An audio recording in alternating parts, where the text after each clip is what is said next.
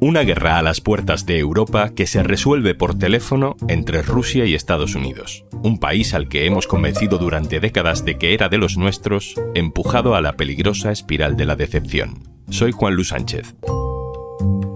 Hoy en Un Tema al Día. ¿Qué quieren decir Trump y Putin cuando hablan de paz para Ucrania? Una cosa antes de empezar. ¿Quieres digitalizar tu negocio? El programa Kit Digital te ayuda con bonos digitales de hasta 29.000 euros. Te cuento más al final del episodio. Donald Trump y Vladimir Putin han hablado por teléfono durante 1 hora y media. En esa conversación, los dos se han puesto de acuerdo para, de forma inminente, empezar a negociar una paz para Ucrania. ¿Quién no va a querer la paz en Ucrania? Pero la pregunta, en realidad, es ¿qué implica para Ucrania y para el mundo una paz negociada directamente entre Trump y Putin? Primera pista. Trump primero habló con Putin, llegó al acuerdo, y luego ya llamó a Zelensky, el presidente ucraniano, que ha pasado de héroe internacional, interlocutor de todo el mundo, a comparsa de hechos consumados. Segunda pista, bastante clara. El secretario de Estado de Defensa estadounidense... But we must start by recognizing that returning to Ukraine's pre-2014 borders is an unrealistic objective. Ha dicho que no cree que las fronteras de Ucrania se vayan a quedar como estaban, o sea, que Rusia se quedará con parte de Ucrania, y que tampoco ve muy realista que Ucrania vaya a entrar en la OTAN. Does not believe that NATO membership for Ukraine is a realistic outcome of a negotiated settlement. De un plumazo, 2 renuncias a lo que viene siendo el rumbo occidental y las promesas que se le han hecho al pueblo ucraniano. Llevamos casi 3 años de guerra. Han muerto más de 80.000 soldados ucranianos, más de 400.000 heridos, más de 8 millones de personas desplazadas de sus hogares, la mayoría fuera del país huyendo de la violencia, y eso ha dejado rotas a muchas familias, porque los hombres en edad de combatir, en teoría, no podían salir de Ucrania. Ucrania ha recibido 104.000 millones de euros de ayuda en materia militar, munición, armas, respaldo de todo tipo.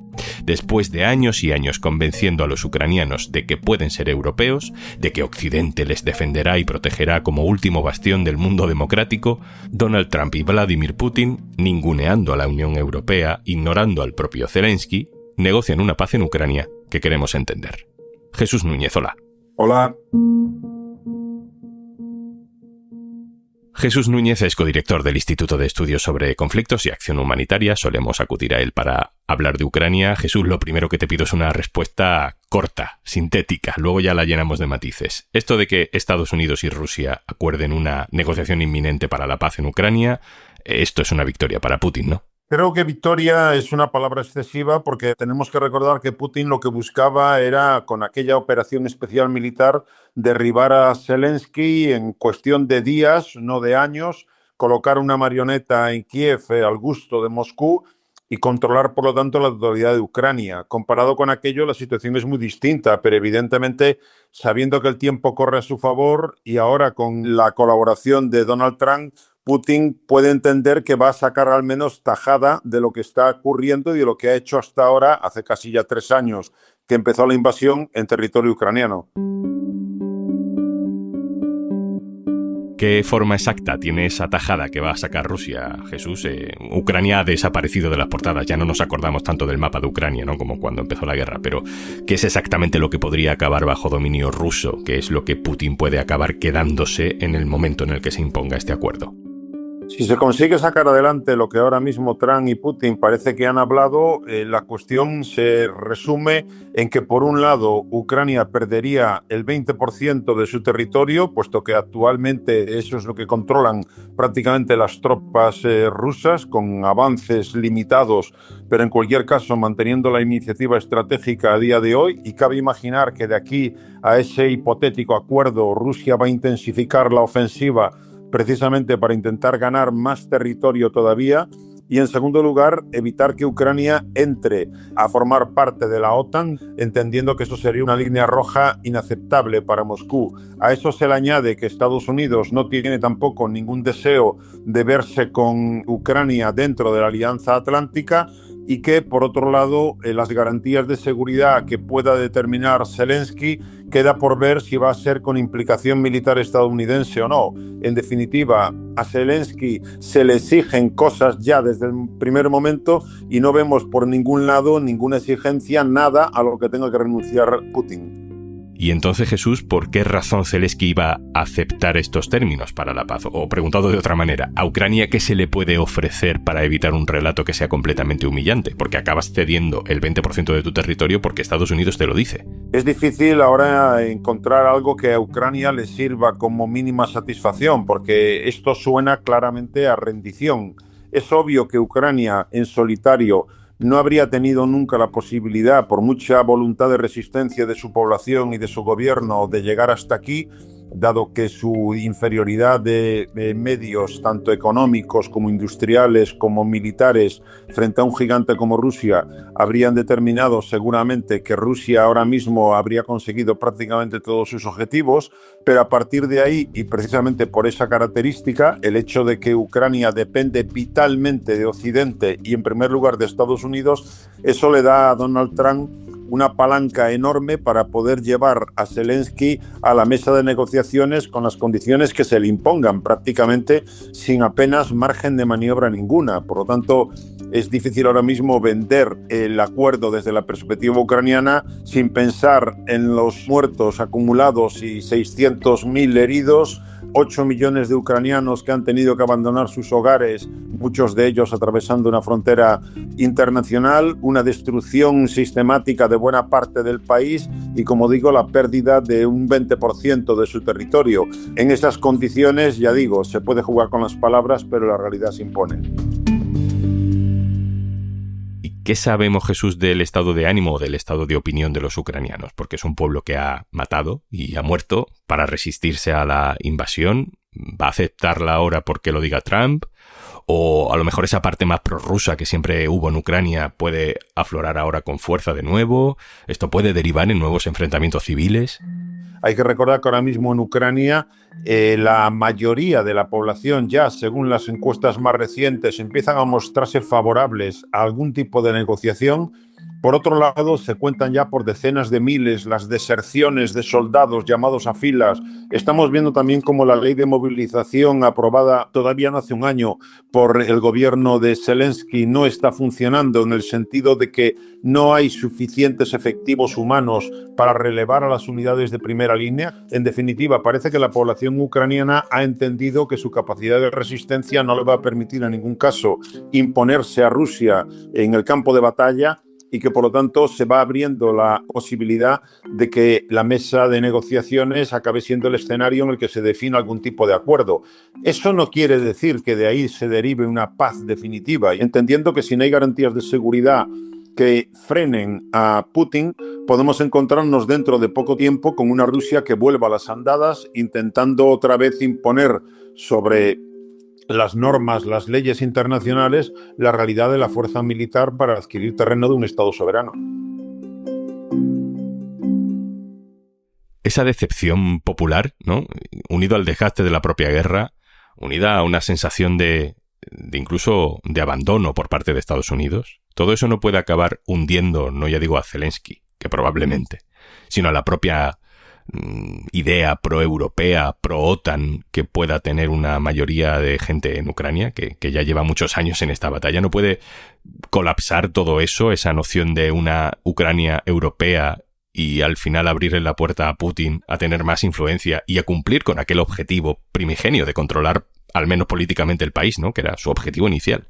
Efectivamente, y eso puede pasar una factura importante, no solamente en términos de dinámicas y políticas interiores de Ucrania, sino también por el propio proyecto de la Unión Europea. Hay que entender que los ucranianos, cuando nos situamos más atrás en el tiempo, en el arranque del Euromaidán, pensaron que la Unión Europea estaba con los brazos abiertos deseando que Ucrania pasara a formar parte de la Unión, y sin embargo luego se constató que no era así. Ucrania tenía una gravísima crisis económica, tenía ya a Crimea en manos de Rusia, por lo tanto la Unión Europea está claro que no tenía voluntad para integrar a un país que le aportaba más que contribuciones positivas, más problemas, más desafíos. Y eso se ha ido comprobando con el tiempo, de tal manera que ahora mismo puede haber una decepción generalizada por parte de los ucranianos al entender que la Unión Europea, que en cualquier caso, ya digo, hay que recordar que ha albergado a millones de refugiados ucranianos, que ha estado financiando económica y militarmente buena parte del esfuerzo ucraniano, pero no como resultado de una política comunitaria, sino como resultado de políticas nacionales de algunos gobiernos. Pero en definitiva, la causa europeísta en Ucrania se puede ver fácilmente dañada si esto va por el camino que ahora apunta. Sobre Estados Unidos, Jesús, bueno, igual que antes bajo la presidencia de Obama o Biden, tampoco podíamos decir que el 100% de las razones para apoyar a Ucrania eran puramente idealistas o bondadosas, ¿no?, por el bien de la democracia, sino que había intereses específicos contra Rusia. Ahora, este volantazo de Trump, ¿qué intereses geoestratégicos puede buscar? Yo creo que hay un primer interés geoestratégico por parte de Estados Unidos, incluso más allá de Donald Trump, y eso se llama China. China es el rival estratégico de Estados Unidos que compite por la hegemonía mundial y por lo tanto Estados Unidos, en lo que estaba ya hasta ahora, y supongo que se va a intensificar más, es en conseguir liberar esfuerzos, medios de cualquier otro rincón del planeta para poder concentrarlo precisamente en frenar la emergencia de China como aspirante a la hegemonía mundial. Y eso lo estamos viendo ya de forma bien clara en la zona Indo-Pacífico. Luego, desde ese punto de vista, podemos entender que Estados Unidos vaya anunciando que no va a estar en primera línea de defensa de sus aliados, ni en Europa ni en otros lugares, porque China es lo que reclama su atención por encima de todo. Además de eso, ya estamos viendo anuncios muy claros en términos transaccionales, que no deja de ser una característica a la que nos tiene acostumbrados Donald Trump. Y eso se llama, en esta ocasión, tierras raras. Ucrania tiene importantes recursos de tierras raras muy relevantes en la competencia tecnológica en la que ahora está metido Estados Unidos y China fundamentalmente. Por lo tanto, lo que podemos entender es que una vez más Trump va a presionar a Zelensky para conseguir garantías de que Estados Unidos se va a beneficiar, por un lado, de la reconstrucción del país, cuando eso se pueda iniciar, y por otro lado, de derechos de propiedad y de explotación de esos recursos minerales que Ucrania tiene. Y evidentemente ahí volvemos a ver al Donald Trump que utiliza todos los instrumentos que tiene en su mano para conseguir alguna ventaja para Estados Unidos. Jesús, ¿cuánto hay de elemento personal en todo esto? Se ha hablado mucho, a veces sin demasiado fundamento, de la relación política entre Donald Trump y Vladimir Putin. Lo que estamos viendo ahora, este primer acuerdo que ha llegado tan rápido, ¿tú crees que nos habla de una relación de conveniencia o es un enfrentamiento geopolítico pero en el que no se quiere confrontar y se buscan acuerdos, o es una complicidad política en toda regla? Yo entiendo que en primer lugar hay un elemento a considerar que es el de la admiración del hombre fuerte, del macho alfa. Y eso lo tiene Trump con respecto a Putin y viceversa. Lo han mostrado públicamente en muchas ocasiones, de nos entendemos entre los fuertes. Hay que recordar que Putin lo que busca es ser reconocido como una superpotencia global. Nos podemos retrotraer a cuando Obama dijo que Rusia apenas era una potencia regional y el enfado que aquello provocó en Moscú. Por lo tanto, lo que busca Putin es ser tratado como un igual en esa primera división mundial, si lo queremos decir en términos deportivos. Y a partir de ahí es una relación de conveniencia que puede ser contradictoria en muchos casos con los intereses incluso de los dos respectivos países, porque podemos entender, como decía antes, que Trump lo que busca ahora en el caso de Ucrania es liberarse de la carga en la que se ha ido metiendo en estos años. Eso no quiere decir que esté apostando por la paz.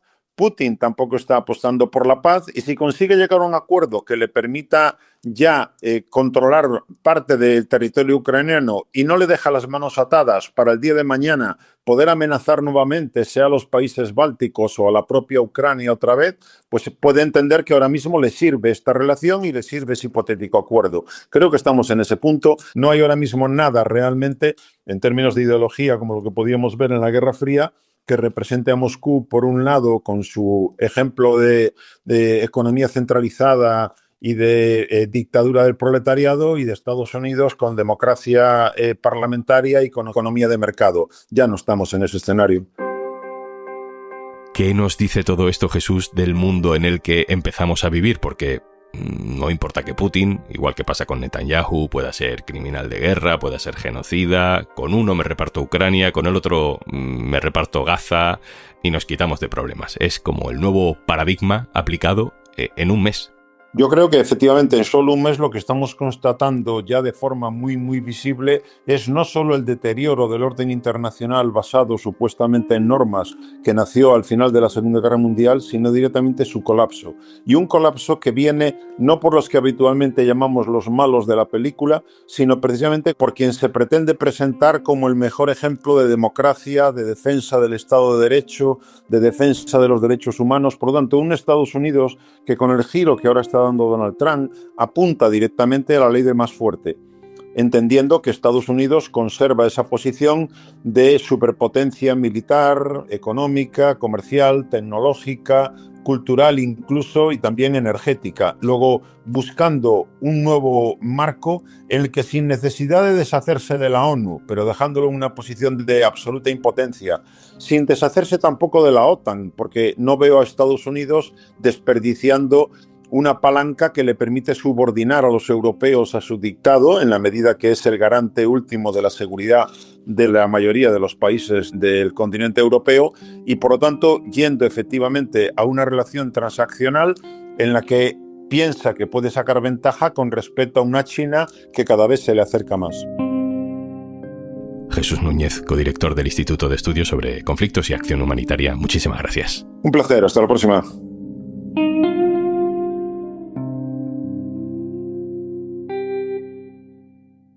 Y antes de marcharnos, la ayuda de Kit Digital te permite acceder a un amplio catálogo de soluciones digitales con las que podrás mejorar la gestión de procesos, fortalecer tu presencia online, mejorar la ciberseguridad de tu negocio o incluso empezar a usar herramientas con inteligencia artificial si eres mediana empresa. Empieza hoy mismo el cambio que tu empresa necesita. Infórmate en el 900-909-001 o en acelerapyme.es. Únete al cambio digital. Kit Digital es una iniciativa del Gobierno de España, gestionada por Red.es. Colabora Cámara de Comercio de España, financiado por la Unión Europea. Next Generation EU. Plan de recuperación. Gobierno de España. Esto es Un Tema al Día, el podcast del diario.es. Si te gusta lo que hacemos, necesitamos tu apoyo. Hazte socio, hazte socia del diario.es en el diario.es/socio. El podcast lo producen Carmen Ibáñez, Marcos García Santonja e Izaskun Pérez. El montaje es de Pedro Nogales. Yo soy Juan Luis Sánchez. El lunes, otro tema.